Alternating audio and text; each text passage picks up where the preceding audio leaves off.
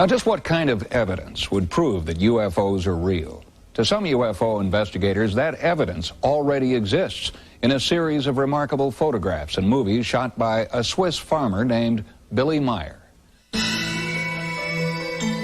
The footage you're seeing has never aired on network television before.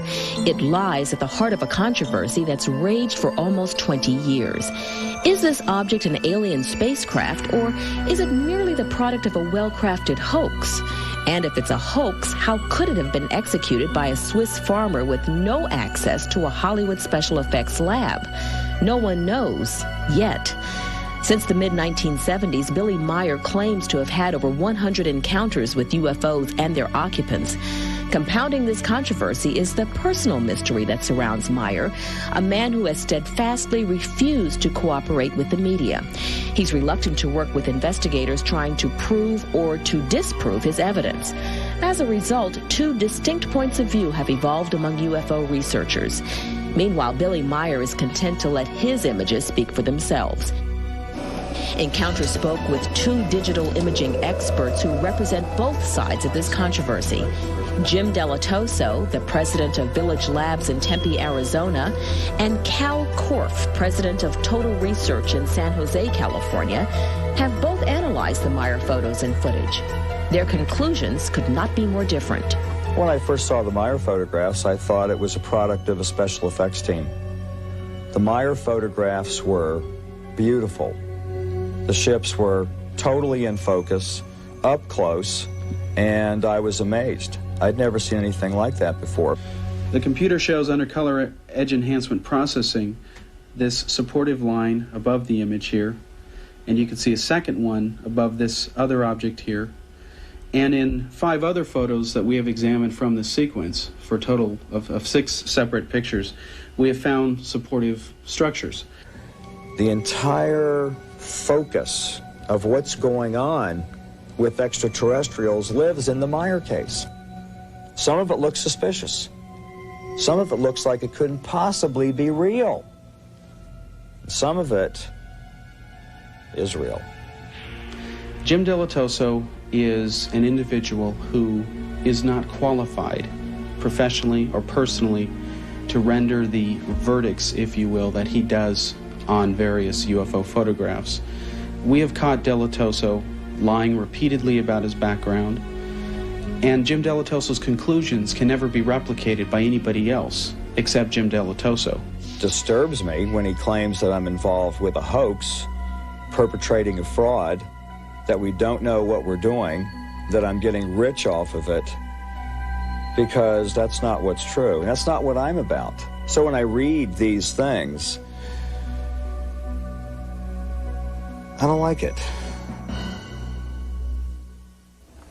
Joining us in studio are Jim Delatoso and Cal Korff. Jim's among the staunchest supporters of the Meier evidence. Now Cal Korff feels quite differently. Cal believes that the Meier footage is simply not credible. Cal, why do you feel that way?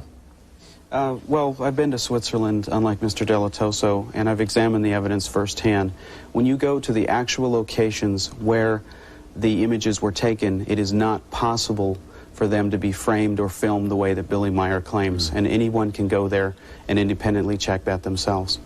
Now, Jim, you've come up with some very different conclusions. Yes. Well, I don't agree with the fact that they can't be framed that way. What we've done is put together a team of experts going back over 15 years to examine the photographs, the hard evidence, and come up with the opinion based on scientific examination that these are real pictures. Okay, let me tell you what we've done. We've compiled a reel of some of Billy Meier's most convincing evidence, starting with photographs taken in the mid-70s of hovering UFOs. Now, Jim, what do you find so convincing about these pictures? Well, convincing is one thing, but that happens after examining the pictures. We never say, this is a UFO, or this is a flying saucer. We say, this is a large object, or this is a small object, and we find no evidence of a hoax. Well, for those who have never seen this before or not familiar with the whole Billy Meier story, what are we looking at? Well, we're looking at pictures that Billy Meier took. We have 4 here out of a series of hundreds that he has taken. And this is a picture of a ship known as the Beam Ship that could be just in front of or just behind the tree. Cal, you believe this is a model. Why? Well, as you can see, the branches of the tree do not go in front of the object, so it indicates that this so-called UFO is in front of the tree and not behind it. Now, I would be the first to admit that if the branches of the tree were in front of the object, this would be a very large craft indeed, but it's not. The way you fake a photo like this is you simply have a model in front of a tree and you shoot into the sun.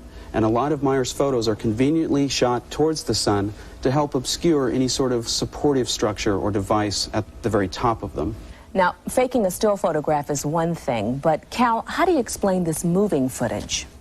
Well, the first problem is that I find it very strange in this movie that the camera never moves.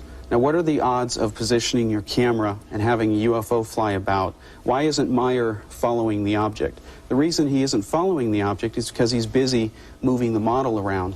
Secondly, this tree is the same tree that appears in the Fuchspool sequence that later conveniently disappeared.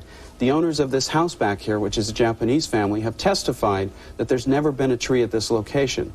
We were at these locations, and no one in the area said that they ever saw a tree there. I even saw photos and family albums of the Swiss families who live there taken of their kids over the years, and they show no tree there. Are you saying that someone took a tree and placed it in that position?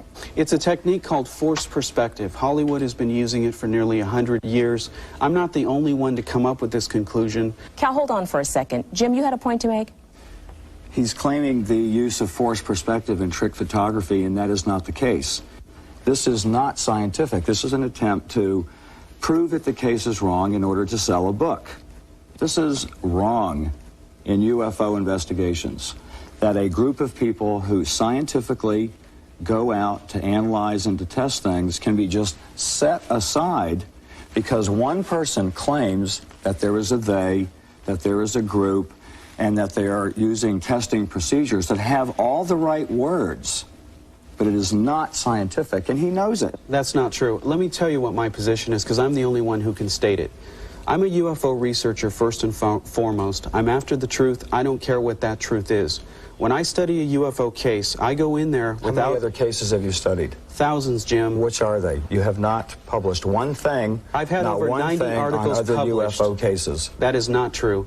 I can send you... I have tons of newspaper clippings over the year. The producers have those here. I just don't understand. What do you think the motivation would be for someone like a Billy Meyer to create such an elaborate hoax, as you say it is? Why? I do not address motivation in any of my work because there's no way to scientifically test for it. All I do is say, of all the evidence they offer, this is how it seems to stand up, this is how it seems not to stand up. Why Billy Meyer does what he does, I don't know. I can't speak for him. Only he can. Looks like we're at the beginning of many more shows about this subject. Thank you both for being with us. You're welcome. Encounters will be back in a moment.